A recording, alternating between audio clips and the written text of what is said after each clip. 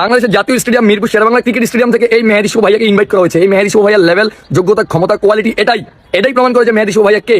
আমার চ্যাটার বাল আগামী বৃহস্পতিবার 23 তারিখ দুপুর 2টা বাজে ইনশাল্লাহ আমি থাকবো বাংলাদেশ জাতীয় ক্রিকেট স্টেডিয়াম মিরপুর স্টেডিয়ামের 2 নম্বর গেটের অপোজিট সাইডে দা রয়্যাল সেলুন উদ্বোধন। ভাই তুমি এটা কি বললো? আমি তো এটার জন্য আশায় ছিলাম না। আমি সত্যি সত্যি ভাবছিলাম তুমি মিরপুর স্টেডিয়ামে ইনভাইট পাইছো, এখন তো দেখতেছি তুমি সেলুনে ইনভাইট পাইছো। সেলুনে তা তোমার এই সেলুনে কারা কারা যিনি উপস্থিত থাকবে, কোন কোন কন্টেন্ট ক্রিয়েটর যিনি উপস্থিত থাকবে? থাকবে বাংলাদেশের সর্বোচ্চ জনপ্রিয় কন্টেন্ট ক্রিয়েটর জান্নাত তোহা।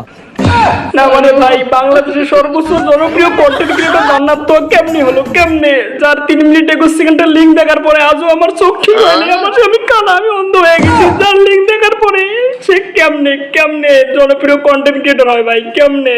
আমার না খুব কষ্ট, ব্যথা মনে খুব ব্যথা ভাই।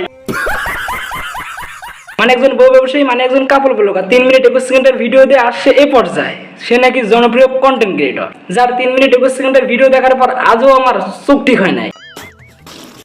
তার আগে যে হুদির ভাইগুলোকে নিয়ে যদি আপনাদের কোনো মতামত থাকে একটু কমেন্ট সেকশনে জানাই দিয়েন আর চ্যানেলটাতে সাবস্ক্রাইব করে দিয়েন।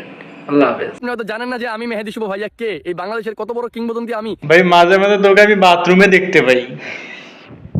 শালা এটা কোনো কথা বলেন ভাই? বাথরুমে দেখতে পান আর ও নাকি বাংলাদেশের কিংবদন্তি, চিন্তা করা যায়? হ্যাঁ, সে আমার চ্যাটার বাল।